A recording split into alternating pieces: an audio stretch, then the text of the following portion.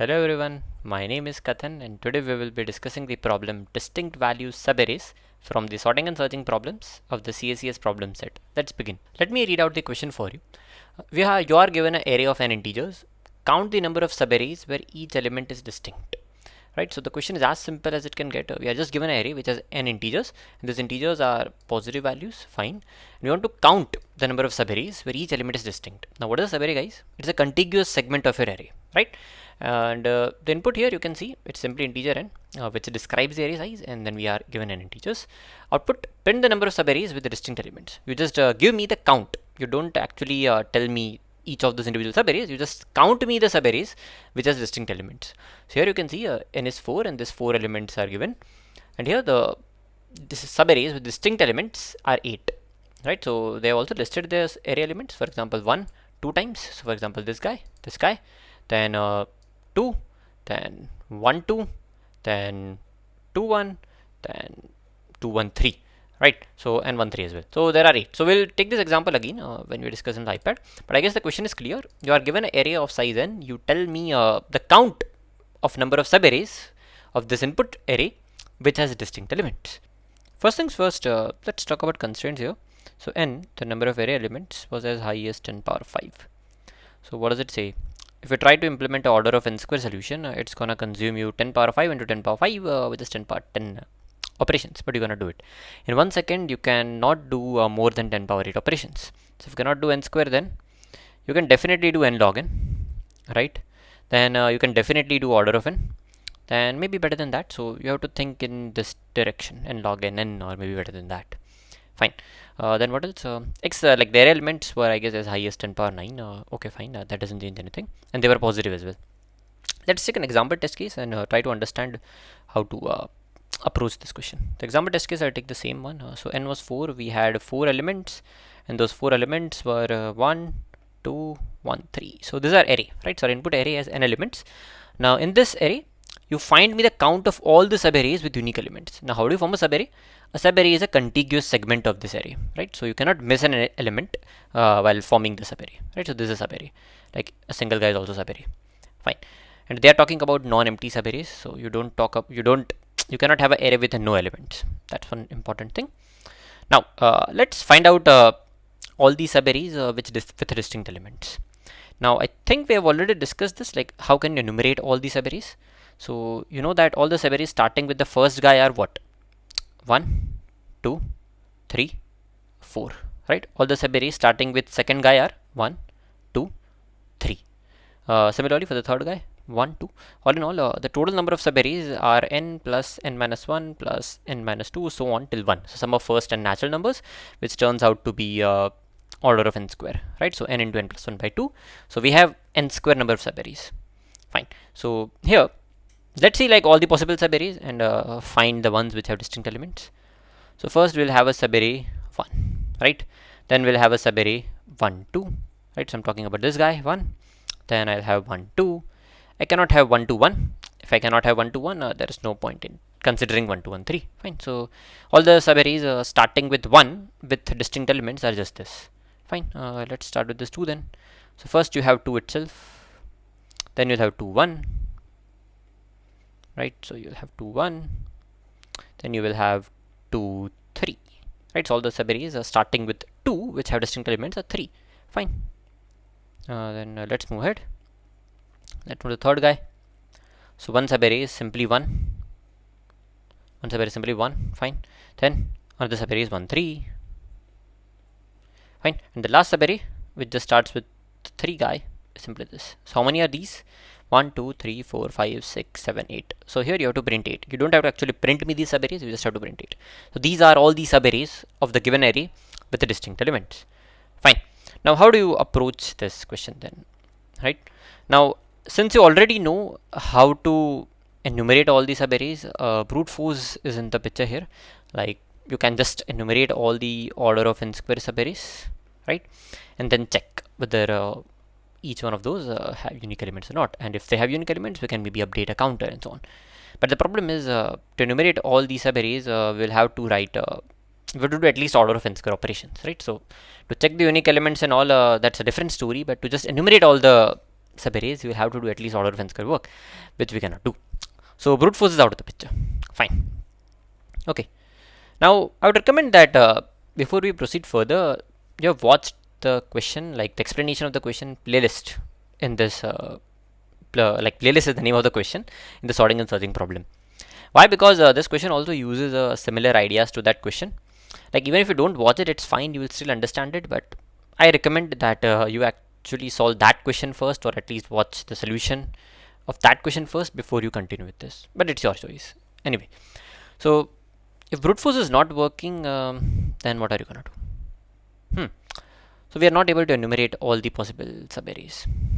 Okay, so if we are not able to do that, how about we think about the number of valid subarrays ending at every possible index.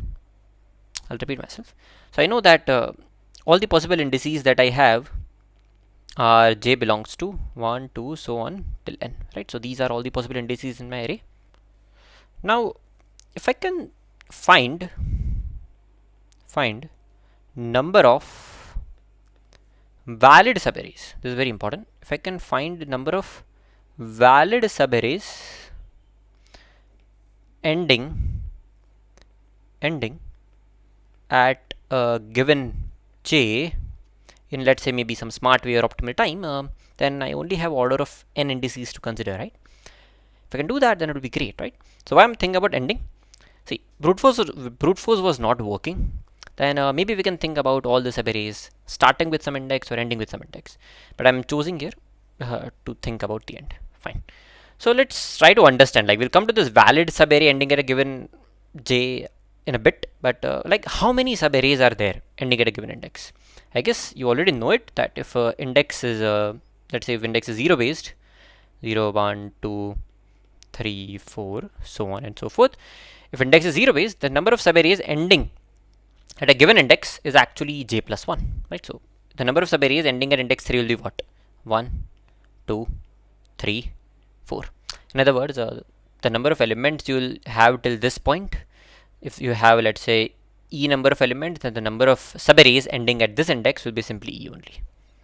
Okay, so for example, the number of subarrays ending at index 1 is simply 1 and 2.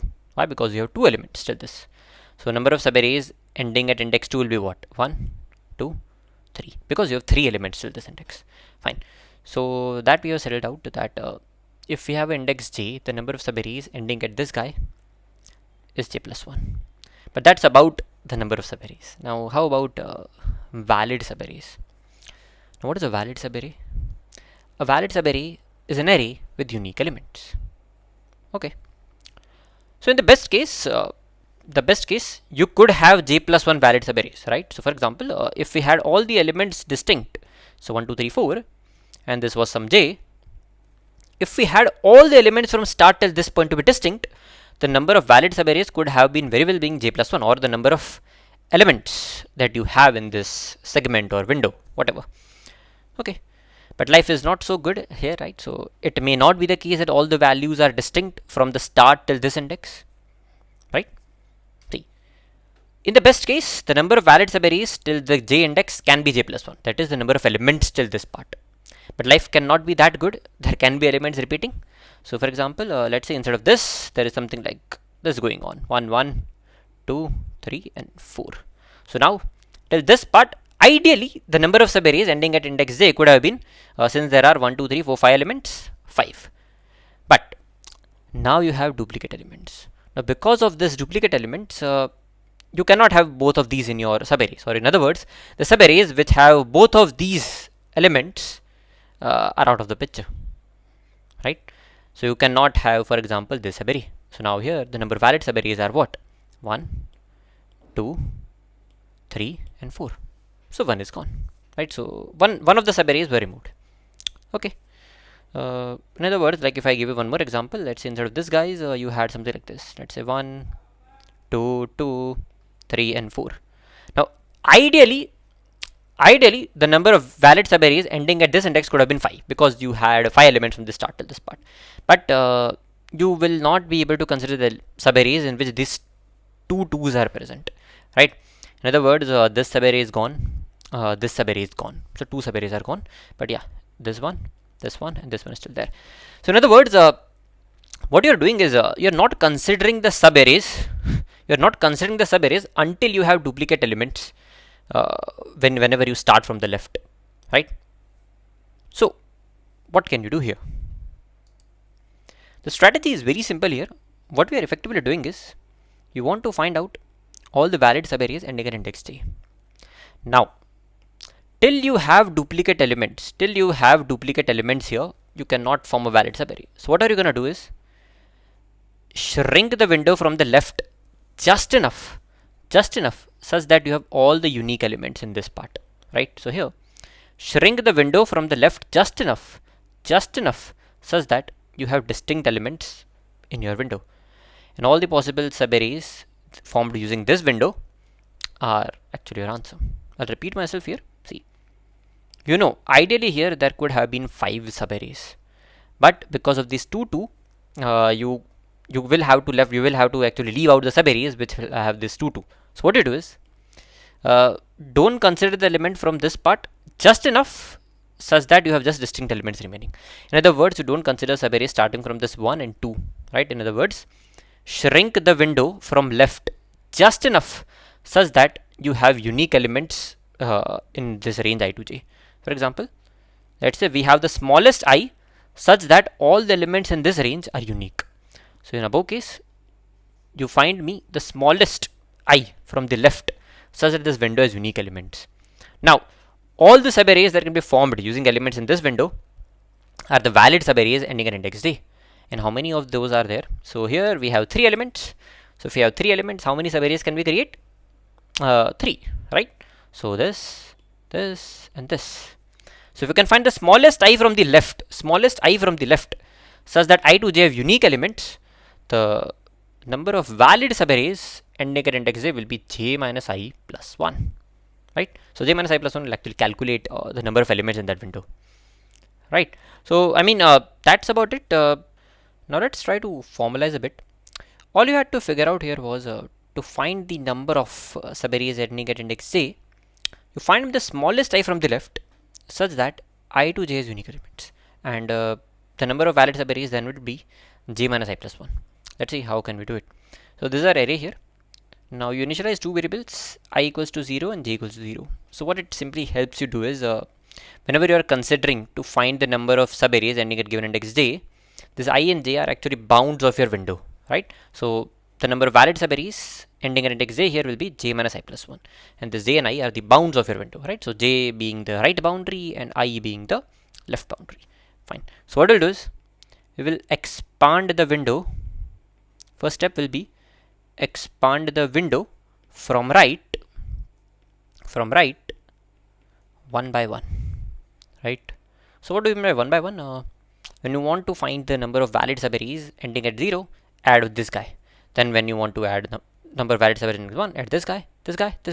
But whenever you add an element in the window, there is a chance that we have encountered a duplicate element in our window, right? For example, let's say you had here 1, 2, 3, and let's say somehow 2 came, right? So when you add this guy into the window, this 2 is now conflicting with one of the elements here, right? So whenever you have expanded the window, you can encounter a duplicate element. So what you'll have to do is shrink the window from left until I to j has a duplicate element, right? I to j has a duplicate element. So very simple. You first expand it from right 1 by 1 means this is simply j plus plus, right? Then when you've added an element, there is a chance that it might conflict with one of the elements that was before, right? So shrink the window from left, that is, in other words, this is I plus plus till I to j has unique elements, and once you have done this, now you are sure that I to j has unique set of elements, so you add their contribution to the total.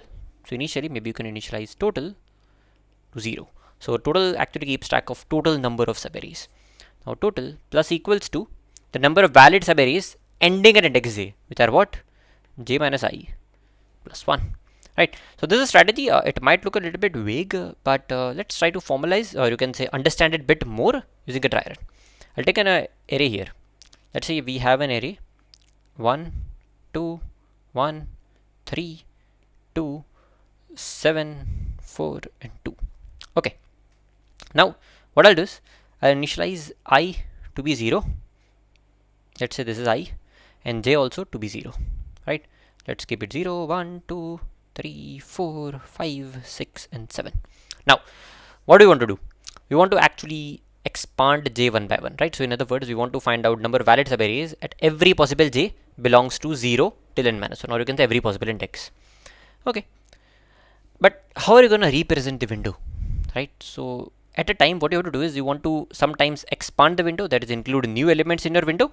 But if by addition of a new guy, there is you can say duplicate elements present in your entire window, you might have to shrink it as well, right? So expansion and shrink, you can say shrink has to be performed in somewhat efficient manner, right? So you can think of sets, but what can happen is here, since duplicate elements have to be present sometimes in the window, you better use a map. Okay, so I'll use a map here. Why not multiset? You will get it in a bit. So to represent our window, we're going to use a map, right? So this map is going to represent the window elements. So initially we start with I and j both pointing to 0. So I and j are actually window bounds, right? So initially in a window we have 1 present one time. So the map we are actually going to store how many times an element is present, right? So whenever I add a new element to the window, if there is, you can say, if we have an element occurring more than once, we'll have to shrink the window from left, right? We'll also need a total variable to keep track of total number of valid subarrays, so which is initially 0. Okay. Now, once you have added the first guy, now since you have only one guy in the window, definitely all the subarrays formed by it will be unique. So we can add 1. So number of valid subarrays ending at index 0 is simply 1. Then we move j ahead, right? We try to expand the window. That is, now we want to find the number of valid subarrays ending at index 1. Now, by adding 2, are we having any duplicate elements in the window? No, right? So 2 adding into the window means simply increase the frequency of that guy in the map. Now there are no duplicate elements in this segment I to j, so add its contribution. In other words, the number of valid subarrays ending at index 2 are what? 1 and 2. That is j minus I plus 1, or the size of map, the number of unique elements in the window, which is simply 2. Now we move ahead. That is, we want to calculate number of valid subarrays ending at index 2. Now as soon as you go to index 2, you will add one more 1 into your window. Now are there any duplicate elements present in your window? Yes, there are. 1 is present 2 times. Now you shrink the window from left just enough such that you have unique elements present in your window. In other words, I moves ahead till we have unique elements. Till this portion, I moves. So now you have unique elements in the window. In other words, 1's frequency again becomes 1 and all is cool and hazy. Now, this means all the, you can say, the valid subarrays ending at index 2 are 2, which are this guy and this guy. In other words, j minus I plus 1, or the number of unique elements in the window. So we add 2 here. Fine. Now we move ahead. That is, now we want to find the number of valid subarrays ending at index 3. So once you move ahead, you add 3 into the window. Now, are there any duplicate elements in the window? Are there any duplicate elements in the window? No, they are not. So the number of valid subarrays ending at index 3 are simply the number of unique elements you have, that is j minus I plus 1. So you add 3 here. Now we move ahead. Once you move ahead, that is, in other words, what you have done is effectively, you have done this like MP of array of j plus plus, right? So you have incremented the frequency. You have incremented the frequency of 2 to 2. Now, this 2, the addition of new element, has caused a duplicate element in the window, right? You have a duplicate element, this 2. So now shrink the window from left just enough, such that you have unique elements in the segment I to j. In other words, what you have effectively done is you have written here, while the recently added elements frequency is greater than 1, you just do MP of array of this is j, by the way. This is MP of array of j minus minus I plus plus, right? So while that frequency is greater than 1, right? So we shrink the window effectively. This 2 will become 1, and now in this window you have unique elements. So add its contribution. So contribution will be number of unique elements here. It is simply 3 again. Okay, so let's move ahead. So now we move ahead, that is we have added 7 into our window. Now are there any duplicate elements present? So if duplicate element has to be present, it will be actually 7. So you only have to check whether 7's frequency has increased by 1, right? Because since you added 7, it might happen that in this portion there would have been 7 and its frequency is increased, but it's not. So the number of valid subarrays ending at index 5 will be what? 5 minus 2 plus 1, which is number of unique elements in the window, which is 4, right? So add 4 here. Then we move ahead. So now you add 4 into the window. Now are there any duplicate elements in this portion? No. So you add its contribution. That is the number of valid subarrays ending at index 6 will be 1, 2, 3, 4 and 5. In other words, 6 minus 2 plus 1, or the size of the window. So this will be 5, right? Okay, let's move ahead. And once we move ahead, 2's frequency will increase, right? So this condition will be triggered, that due to addition of recent element, the frequency MP of area of J has increased by 1. So in the window, now you have a duplicate element. So shrink the window from left just enough such that you have unique elements, right? Notice one thing, like you are only moving this I once. You don't always start from the end, right? So you start I from its previous state, and this does make sense, right? Because there is no point in starting I again from here, because you've already done the hard work of moving I ahead because 1 1 was present. Fine. Anyway, so we shrink the window just enough such that we have unique elements in the window. But notice, once you have shrinked it, you have also removed 3, 2 and 1. So 3 is gone, 3 is gone, 1 is gone, right?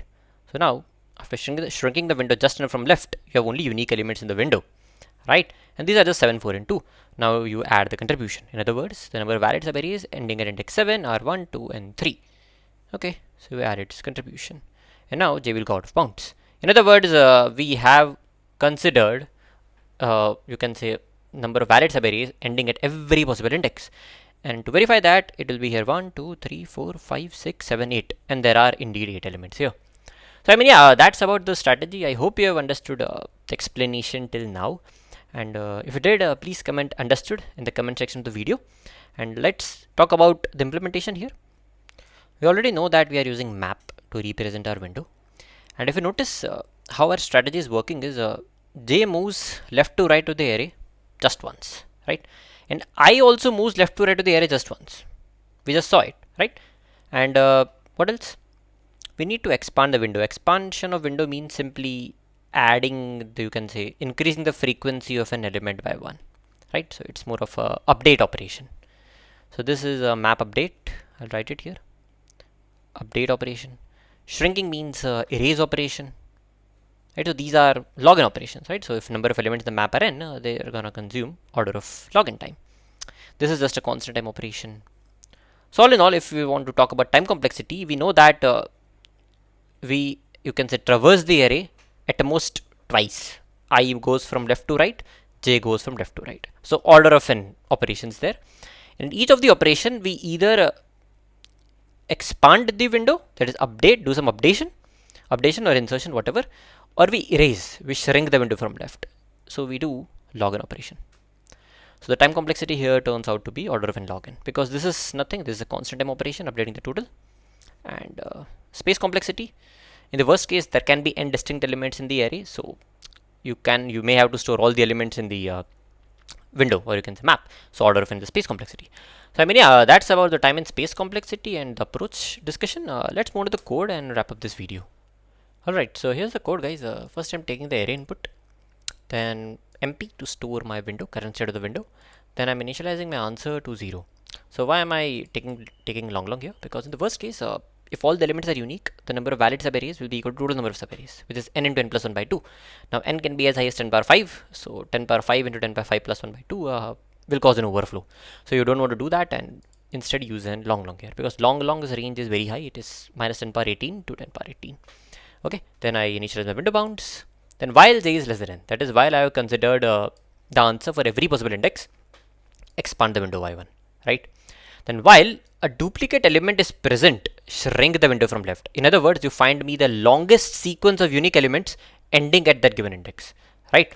So in other words, MP of area of I minus minus, or if that you can say the frequency of that element has become 0, we remove it from the map, right? So I plus plus, shrink the window from left until I to j has unique elements. In other words, you have had a longest sequence of elements ending at index t. And once you have that, you can add the contribution of the portion I to j, because now you are sure this is like all the subarrays contributed by this portion will have unique elements. So you add the length of map, or j minus I plus 1. The reason like I have defined a type def here, length of x to be int of x dot size. The reason why I always use this type definition is because there are cases where you'll have to use this mp dot size or whatever size operation into min and max functions, and those functions like will work if you have the data type of two elements to be same, right? But x dot size data type is not actually equal to int. It is actually size t or something. So whenever I have an int and I try to use max function between int and size t, it throws in some error. That's why I always typecast it to an integer before like using it. Okay, here it doesn't change anything, but just for sanity, I always typecast it to an integer. That's why I have defined that type def. That's about that. So we add the contribution of current portion. And like if you have seen the playlist video, this would be a bit of a deja vu because we have done similar thing there as well, right? So like I've just used that playlist code only and modified this. If you have watched that video, you will know. Otherwise, fine. We added the contribution of current index, and then we move ahead. And time complexity, like in the end, we the answer. And the time complexity we already discussed. I moves left to right just once, and j moves left to right just once. And these operations here are what? Insertions or updations or arrays, right? So these are just login time operations. So and login and space complex order of n, because in the worst case, if you have n unique elements, all of them will be stored in the window, right? So that's a space complex order of n. So I mean that's about the code. And if you have got something out of this video, please give it a thumbs up, and I'll see you in the next one.